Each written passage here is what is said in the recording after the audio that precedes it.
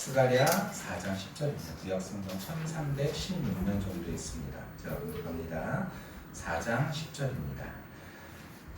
작은 일의 날이라고 멸시하는 자가 누구냐? 사람들이 스룹바벨의 손에 다림줄이 있음을 보고 기뻐하리라. 이 율법은 온 세상에 두루 다니는 여호와의 눈이라 하니라. 아멘. 우리 자리하도록 하겠습니다. 약기자로 인사할까요? 한 주간도 수고 많으셨습니다.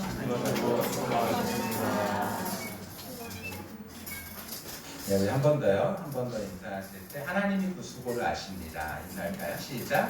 하나님이 그 수고를 아십니다. 네, 하나님께서 우리의 수고를 알고 계십니다. 우리가 사는 세상은요, 크고 화려한 것들을 많이 추구하는 것 같아요. 그죠? 큰 거. 그래서 작은 것은 별것 아니다라는 생각들을 많이 하는 것 같습니다.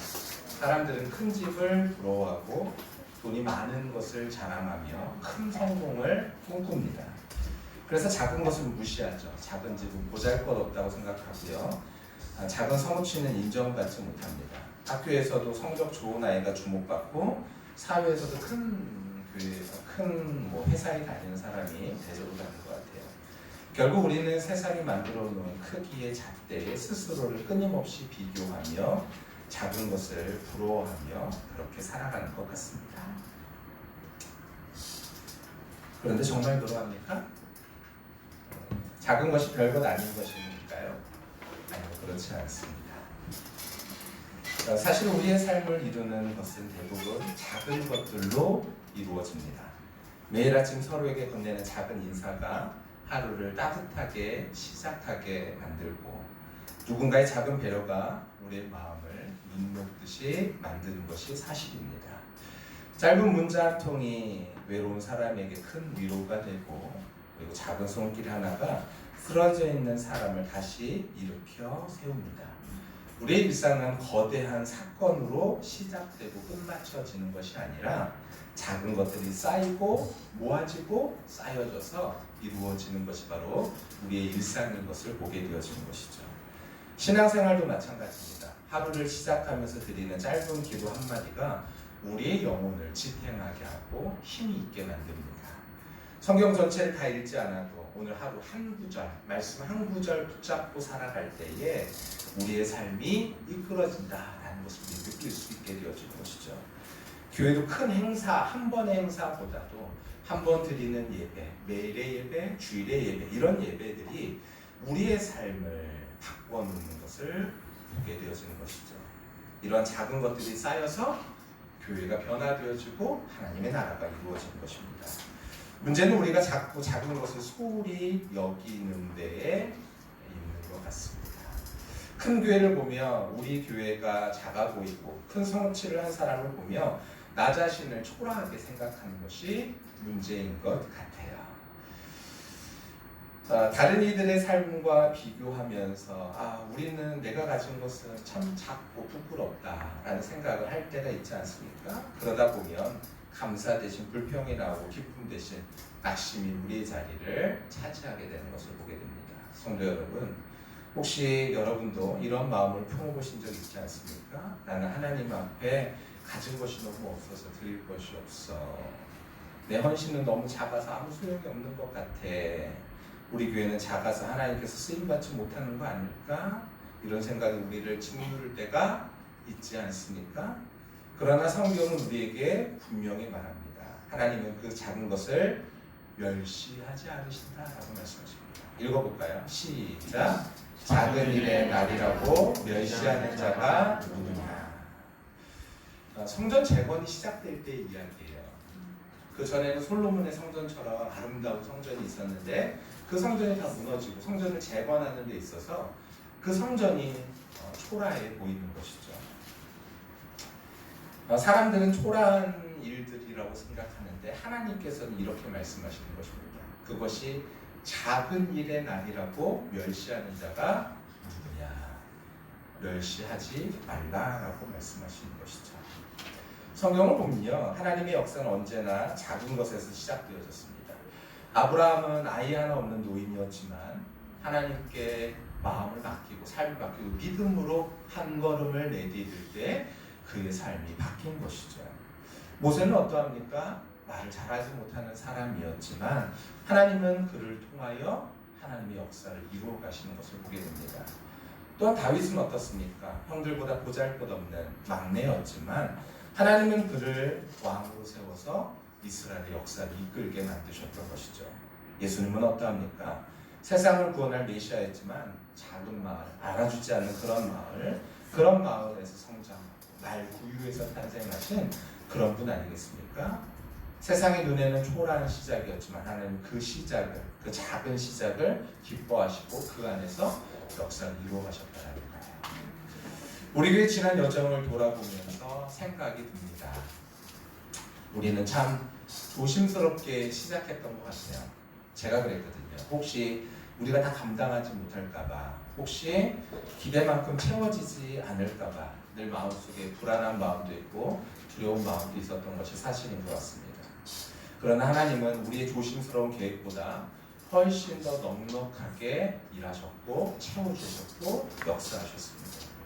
우리가 계산했던 것보다 훨씬 크신 은혜를 베풀어 주셨어요.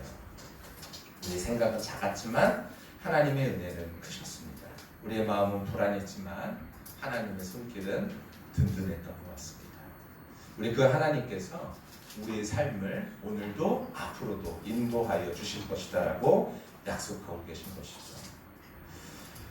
부모가 아이에게 어떤 서툰 작품 같은 거 이런 것들을 받아들일 때 어떤 마음일까요? 저희 유나는 가끔 가다가 센터나 학교에서 만들기 같은 걸 해갖고 와요. 이제는 말할 수 있다.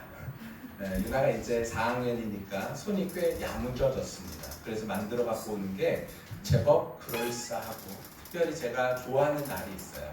어떤 날을 좋아하냐면 유나가 학교에서 간식을 만들어 갖고 온 날을 참 좋아합니다.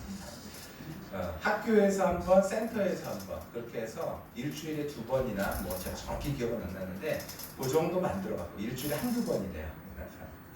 네, 그러면 만들어 갖고 오면 유나는요 맨 처음에 어렸을 때는 만들어 갖고 오면은 엉성했어요.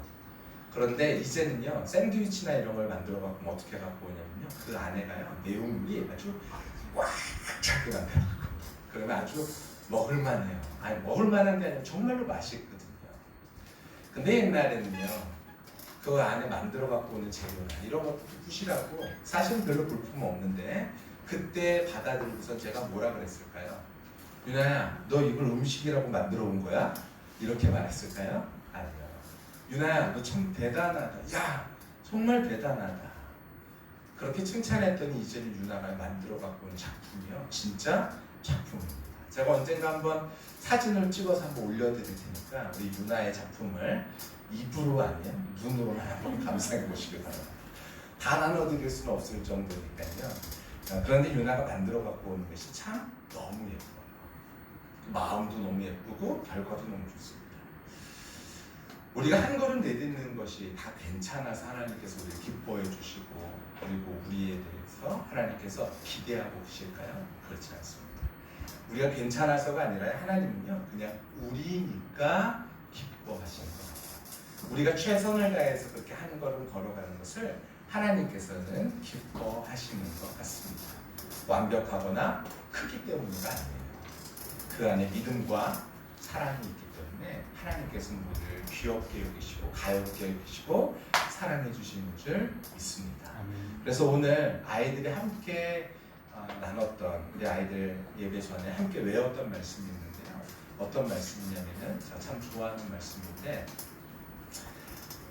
너의 하나님 여호와가 너희 가운데 계시니 그는 구원을 베푸실 전능자시라. 그가 너로 말미암아 기쁨을 이기지 못하시며 너를 즐거이 부르며 기뻐하시라. 그럼 하나님께서 우리를요 그냥 괜히 그러시는 것이 아니라 우리 안에 하나님께서 정말 우리를 사랑하시는 마음이 있어서 우리가 한 걸음 내딛는 것을 기뻐하시는 것이죠. 오늘의 예배와 앞으로 우리 작은 나무의 교회가 내딛는 걸음은 단순히 숫자와 결과를 그러니까 확인하면서 어떻게 보면 우리 얼마나 걸어갔나 이것이 중요한 것이 아니라 우리의 작은 걸음을 기뻐하시고 우리의 작은 계획을 넘치도록 채워주시는 하나님의 은혜의 고백이 되어지는 우리의 삶이 되시기를 예수님의 이름으로 간절히 축원합니다. 아멘. 우리가 얼마나 걸었느냐가 아니라 하나님 앞에서 우리가 걸은 그 모든 것이 하나님의 은혜인 것을 고백하는 것이죠. 우리 작은나무 교회의 이미지를 생각했을 때 이런 것 같아요. 작은나무 교회라는 이름처럼 지금은 작은나무 한 그루가 심겨진 것처럼 그렇게 보일지 모르지만 하나님은 그 뿌리를 깊이 내리고 계시며 줄기를 든든히 서갖게 하신다는 거예요. 여기 한번 보세요. 지금 그림에 보시니까 줄기가 어떤가요? 싱싱한가요? 네, 싱싱하죠. 뿌리는 어떤가요? 네, 튼튼하죠. 중요한 게 어딜까요? 뿌리가 튼튼해야 양분을 잘 먹죠. 우리 교회 뿌리를 어디다 둬야 될까요? 하나님의 말씀 위에 둬야 됩니다. 기도 위에 둬야 됩니다. 그래야지 우리 교회가 든든한 교회로 서 나갈 수 있게 되어지는 것이죠. 근데 보니까요, 여기에 지금 나무가 몇 그루나 심겨져 있는 것 같으세요? 네, 뒤쪽으로 보니까 꽤 많이 심겨져 있네요. 저는 우리 교회가 어떤 교회가 되길 원하냐면요, 작은 나무들이 숲을 이루는 교회가 되어졌으면 좋겠어요. 지금은 작죠. 보잘것없는 것처럼 보이죠. 그런데 얘네들이 성장해서요, 누군가는 우뚝 선 큰 나무로 성장해 버려서 나머지를 다 그늘로 가려버리는 것이 아니라 모든 나무들이 동일하게 균등하게 다 같이 성장하면서 거기에서 아름다운 그늘을 만들 수 있는 작은 나무 숲을 이루는 우리 교회가 되어졌으면 좋겠습니다. 아멘. 저는 그런 교회가 바로 우리 교회의 앞으로의 모습이 되어졌으면 좋겠어요. 세상에 쉼을 주는 교회, 하나님께서 숲으로서 그 역할을 감당할 수 있도록 세우시는 그런 교회, 바로 우리 교회가 되어졌으면 좋겠습니다. 그때 하나님께서 우리에게 이렇게 말씀하시는 것 같아요. 읽어볼게요. 시작. 하나님은 작은 걸음을 보신다. 우리의 작은 걸음, 우리의 삶의 걸음이라는 것은 변화죠. 변화, 한 걸음의 변화. 내가 어저께 하지 않았던 행동들이 오늘 주를 위해서 한 걸음 할 수 있는 것, 이 작은 한 걸음을 하나님께서 보신다라는 것이죠. 그래서 스가랴서 4장 10절에 아까 읽었던 것처럼 작은 일의 날이라고 멸시하는 자가 누구냐? 하나님 그것을 멸시하지 말라고 말씀하십니다. 제가 챗GPT한테 한번 그려달라고 그랬어요. 제가 원고를 쓴 다음에 한번 그려봐 그랬더니 이렇게 그려놨더라고요. 그럼 어떻습니까? 지금 뭔가 건물을 다시 짓는 것 같아요. 그죠? 다시 짓는데 시작이죠. 근데 시작인데 지금 몇 사람이 와가지고 하고 있습니까? 보니까요, 뒤에 보니까 4사람은 서 있는 것 같아요. 그죠? 이 서 있는 사람들은 뭐 하는 것 같으세요? 그냥 비난하고 있는 것 같아요. 제 느낌에. 사실 제 원고에는 그랬거든요. 그러니까 이 사람들은 뒤에서 서가지고요, 이들의 작은 행동을 보면서, 작은 변화를 보면서 비난하는 거죠. 멸시하는 거죠. 그런데 앞에 있는 사람들을 보니까 어떻게 해요? 작은 시작이지만 돌 하나를 옮겨서 하나 위에 하나를 쌓아놓는 일들을 하죠. 결국 이 일을 통해서 하나님께서는 하나님의 역사를 이루어 가셨다라는 거예요. 하나님은 그 작은 기초를 보시면서 기뻐하셨습니다. 사람들은 작다고 무시했지만 하나님은 그것을 통해서 하나님은 큰 역사를 이루어 가셨죠. 읽어볼게요. 시작. 지금은 작아 보일지라도 이것이 나의 역사의 시작이다. 내가 기뻐한다. 하나님께서 우리의 지금의 시작은 작아 보인다 할지라도 하나님께서 그것이 바로 나의 역사의 시작이 될 것이다 라고 말씀하고 계신 거예요. 성도 여러분, 이것이 바로 하나님의 시선입니다. 사람은 눈에 보기에 크기를 기준으로 평가합니다. 그러나 하나님은 믿음의 시작, 작은 걸음을 보십니다. 사람은 결과를 중시하지만 하나님은 과정 속에서 우리의 믿음을 보시는 분이시죠. 사람은 화려한 부묘를 자랑하지만 하나님은 순종의 마음을 기뻐하십니다. 이것은 우리의 삶에도 똑같이 적용될 줄 믿습니다. 우리는 종종 내가 가진 것이 작아 보일 때 위축됩니다. 그렇지만 위축되지 마십시오. 하나님께서는 우리의 삶을 응원하고 계십니다. 좀 전에 우리 신비하고 우리 정원영 선생님이 안에서 대화를 하고 있는데 그런 얘기를 하더라고요. 신비한테 하나님께서는 우리를 응원하셔. 맞죠? 그런 얘기를 했었죠. 맞아요. 하나님께서는 우리의 삶을 응원하십니다. 보잘것없어. 야, 너가 지금 하는 게 무슨 의미가 있겠어? 그것이 아니라 하나님께서는 우리의 걸음을 인도하시고 그리고 응원하시고 하나님께서 함께하고 계신다는 거예요. 성경에 보면 그런 사람들이 있죠. 누군 것 같으세요, 여러분? 노아죠. 노아는 그 걸음을 하나님과 함께 시작했습니다. 노아는 방주를 짓기 시작할 때 사람들이 비웃었죠. 야, 무슨 방주를 짓냐? 네, 맞아요. 우리도 그러한 비난을 받을 때가 있죠. 뭐를 하냐? 네, 왜 어서인 지사님? 네, 그런데 하나님은요, 그와 같이 평가하시지 않으신다는 거예요. 또 있죠? 누구예요? 다윗이네요. 누구 앞에 서 있어요? 골리앗 앞에 서 있어요. 이 그림을 시원이가 보고선 아빠, 다윗이 저렇게 작을까? 이때 당시에 다윗은 한 15살은 되지 않았을까? 이러면서 얘기해요. 네, 맞아요. 그런 것 같아요. 다윗이 이렇게 작지는 않았겠죠. 근데 극적으로 표현하기 위해서 큰 골리앗 앞에서 다윗 앞에 뭐가 있습니까, 여러분? 네, 물맷돌 하나 있네요. 네, 짱돌 하나 있는 거죠. 이 짱돌 하나, 지금 앞에 있는 사람 뭘 입고 있어요? 갑옷에 창을 들고 방패를 들고 있죠. 큰 사람 앞에 작은 사람이, 큰 물건 앞에 작은 물건을 든 다윗이 있죠. 하지만 찬양 중에, 어린이 찬양 중에 그런 찬양이 있어요. 골리앗은 몰랐어요. 누구와 싸움을 하는 건지. 다윗만 보고 그 작은 소년 보고 하나님은 몰라. 그래서 졌지요. 싸움에서 졌지. 다윗이 싸움에서 이겼죠. 나도 이길 수 있어. 성령님과 함께 싸우면. 제가요, 이 노래를 언제 배웠냐면 20살 때, 20살, 21살 그때 교회 수련회에서 성경학교 교사 강습회에서 딱 한 번 불렀던 찬양이에요. 딱 한 번. 그런데 이게요, 제 뇌리에 완벽하게 그냥 탁 사로잡히면서 골리앗은 몰랐대요. 누구랑 싸움하는 것인지. 다윗만 보고 그 작은 소년 보고 하나님은 몰라. 네. 여러분, 우리가 지금 누구하고 동행하고 계십니까? 하나님과 동행하고 계십니다. 그렇다면 우리 한 걸음이요, 그냥 걸음이 아니라 귀한 주님께서 인정하시는 아름다운 걸음인 것을 우리가 안다면 우리의 삶은요, 훨씬 더 지금보다 의미 있는 삶이 될 줄로 믿습니다. 아멘. 누굽니까? 누군 것 같으세요? 맞춰보세요. 저기. 누구예요? 사르밧. 네. 다윗이 아니에요. 네. 사르밧. 네.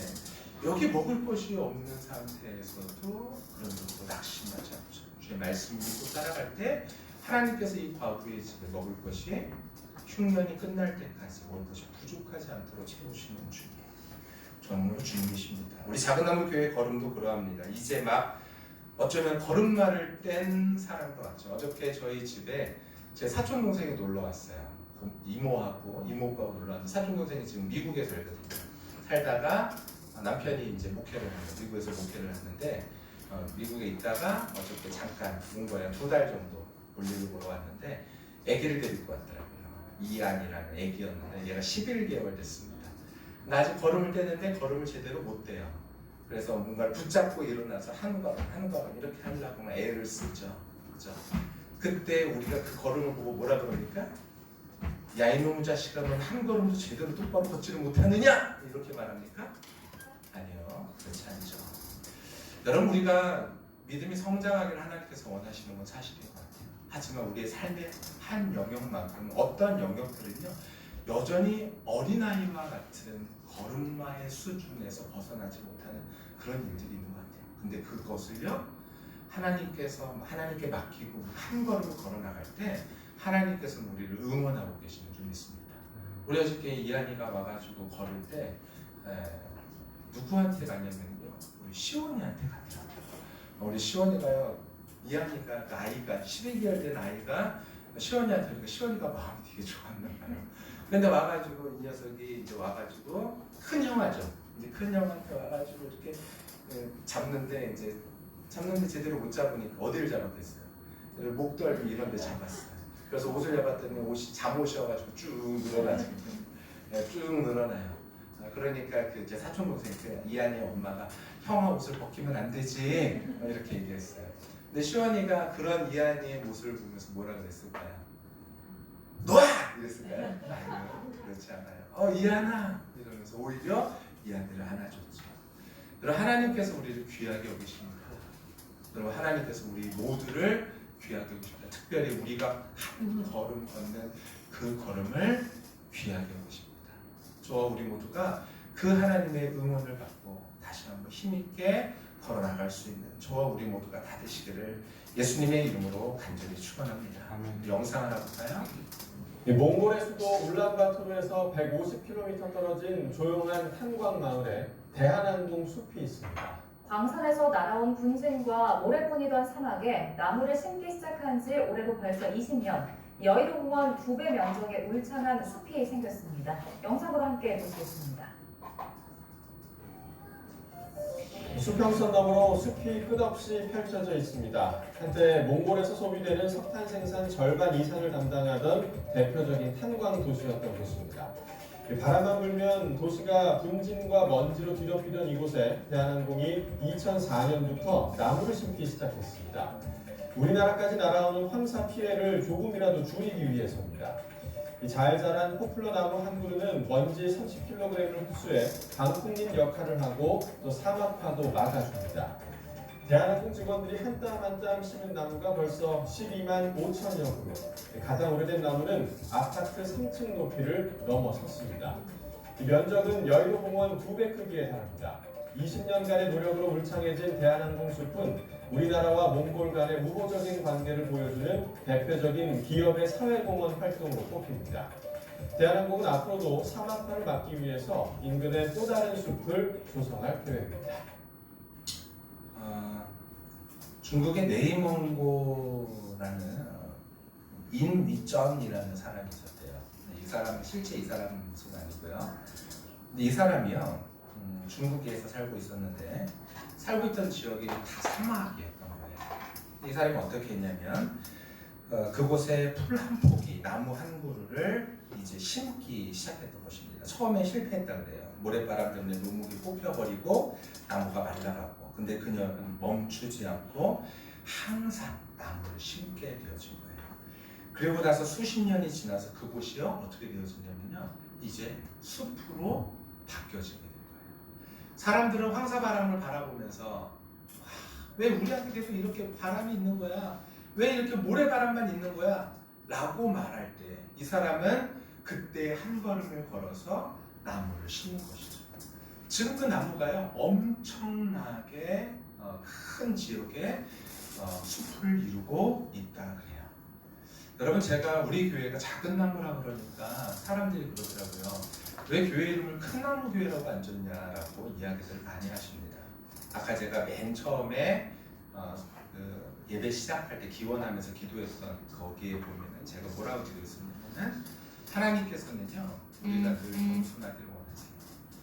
근데 저는요 우리가요 한 나무가 엄청나게 커버리는 한 나무에 나머지는 마치 아무것도 아닌데 그냥 그 나무 밑에 있으면서 아무것도 하지 않는 그런 사람이 아니라 우리 모두가 다 같이 함께 자라서 함께 숲을 이루는 그런 교회, 바로 그런 교회가 우리 교회 되기를 하나님께서 원하신다는 마음으로 우리 교회 이름이 작은 나무 교회입니다.